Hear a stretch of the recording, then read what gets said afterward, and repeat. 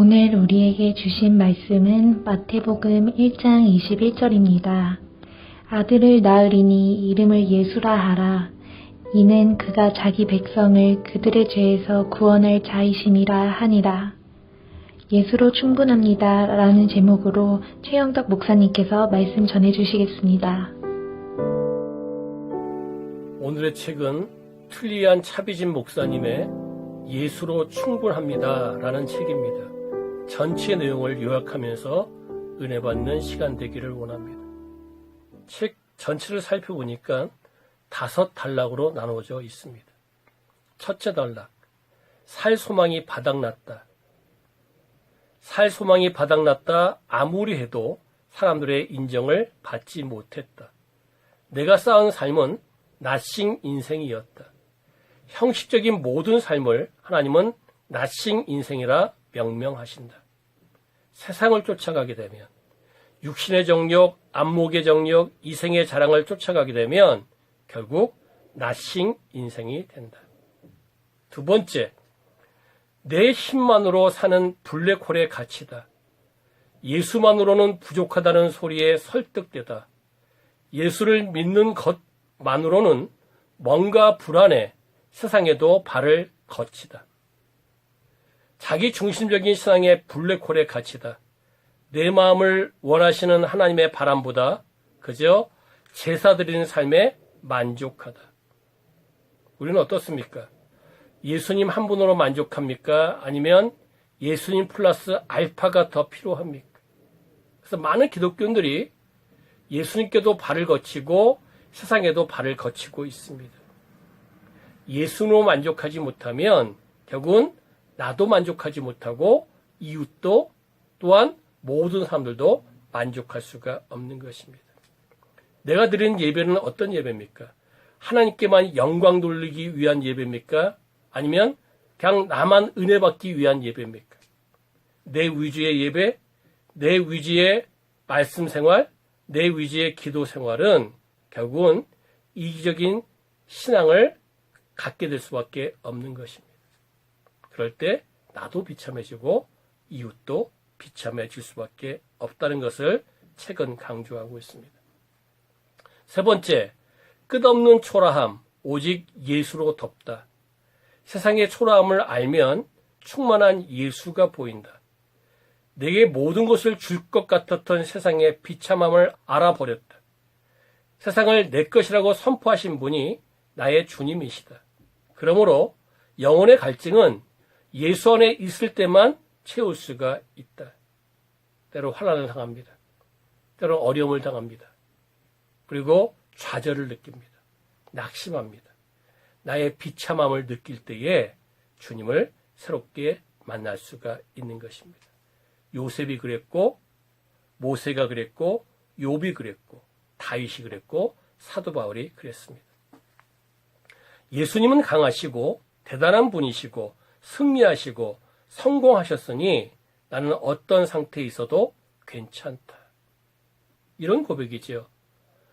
예수님은 승리해주고 예수님은 만왕의 왕이시고 예수님은 전능하신 하나님이십니다. 그래서 그분이 승리자이기 때문에 저는 만족합니다 하는 고백이에요. 그런데 우리는 예수님이 승리하셨으니 저도 승리하기 원합니다. 예수님이 성공하셨으니 저도 성공하기 원합니다. 어떻습니까? 우리 신앙이 어디에 머물러 있습니까? 이 책에서 강조하는 예수님은 강하시고 대단한 분이시고 승리하시고 성공하셨으니 나는 어떤 상태에 있어도 괜찮습니다 하는 고백이 우리의 고백이 되기 원합니다. 그러한 사람이 예수로 만족하고 예수로 충분한 사람이 되는 것입니다. 여러분들 기도를 할 때도 마찬가지입니다. 갖고 있는 문제들을, 갖고 있는 내용들을 다 하나님께 아뢰십시오. 그리고 마지막에 주님의 뜻대로 하옵소서. 마음을 비우십시오. 그 사람이 곧 어떤 사람이에요? 예수님으로 충분합니다 하는 고백을 하는 사람입니다. 이 고백이 우리의 고백이 되기 원합니다. 넷째, 세상에 뺏긴 시선을 예수께로 돌려라. 날마다 은혜의 자리에 머물라. 복음은 예수를 영접한 후에도 계속 필요하다. 복음은 신앙의 출발점일 뿐만 아니라 신앙 성장의 토대가 되어야 한다. 보통 일반적으로 이렇게 이해를 하고 있습니다. 복음으로 구원을 받고 율법 계명으로 성화를 이룬다. 틀린 것은 아니지요. 그러나 성경은, 이 책은 좀 더 깊이 이렇게 이야기하고 있습니다. 복음으로 구원을 받고 복음으로 성화를 이루고 복음으로 완전한 영화 구원을 이룬다. 복음이 구원받는 수단으로 그치는 게 아니라는 거예요. 복음은 우리 인생 전체의 삶이라는 거죠. 전체라는 것을 강조하고 있습니다. 복음으로 구원받은 우리들은 복음으로 성화를 이루어내고 변화를 이루어냅니다. 그럴 때에 자연스럽게 계명도 즐겁게 지킬 수가 있게 되는 것입니다.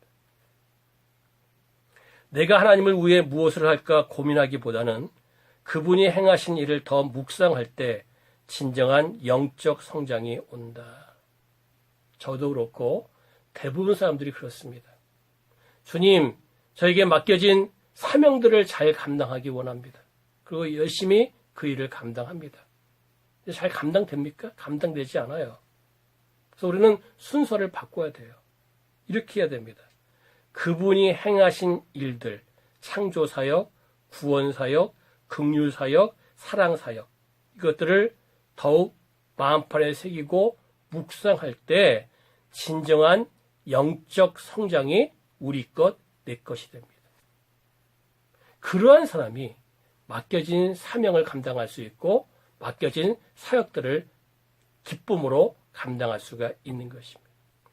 예수의 법이 아닌 것은 눈길조차 주지 말라. 예수를 통한 역사가 아닌 것은 모두가 복음의 적이다. 특히 성과주의, 결과주의, 외형주의, 외식주의, 도덕주의, 세상적인 선을 얘기합니다. 이런 것들을 추구하게 되면 복음하고 멀어진다. 5번째, 세상에 가서 외쳐라. 나는 예수님만으로 충분합니다. 예수의 복으로 충분하다. 약속의 말씀을 묵상하며 구원의 기쁨을 회복하라. 늘 확신된 삶을 살아라. 예수의 생명으로 충분하다. 날 위해 목숨을 버리셨으니 내 삶을 내어드리라. 헌신된 삶을 살아라. 예수가 주신 현재로 충분하다. 이미 가진 것에서 감사하며 삶의 변화를 시작하라. 삶의 말씀화, 삶의 기도와 삶의 감사와 삶의 찬양화, 현지의 삶에 있어서의 찬송이 넘쳐 흐르는 것을 강조합니다. 예수의 소망으로 충분하다. 마침내 완성하실 날을 기도하며 준비하라. 미래의 삶을 얘기합니다. 미래의 삶은 크게 2가지로 얘기할 수 있어요. 예수님이 재림하시는 날, 그리고 내 인생의 마디마디에 있어서의 결과, 그리고 하나님의 예수님의 돌보심. 이것들을 바라보면서 예수님으로 충만한 삶을 살라는 것을 5번째 강조하고 있습니다. 결혼, 복음에 중독되면 나의 삶이 낫싱 인생에서 에브리싱 인생으로 변화된다. 그러므로 모든 삶에서 기쁨이 충만하게 된다. 아직까지 낫싱 인생을 살고 있습니까? 아직까지 기쁨이 충만하지 못한 삶을 살고 있습니까? 예수님으로 충만하지 않아서 그렇습니다. 예수님으로 충분하지 않아서 그렇습니다. 전체 결론. 팀 켈러가 인생 질문이라는 책에서 이렇게 이야기하고 있습니다. 예수님을 따르는 삶에서 제일 힘든 것은 항복이라는 단어입니다. 우리는 어떻습니까? 주님 안에서 항복하기 쉽습니까? 주님의 뜻대로 하옵소서 늘 이야기합니까? 고백합니까? 그러지 못해요. 그러나 늘 우리는 주님 안에서 항복해야 됩니다. 부단히 항복을 연습해야 됩니다. 주님 안에서 항복할 때 기쁨이 넘치고 평강이 넘치고 자신 있는 삶을 살게 됩니다.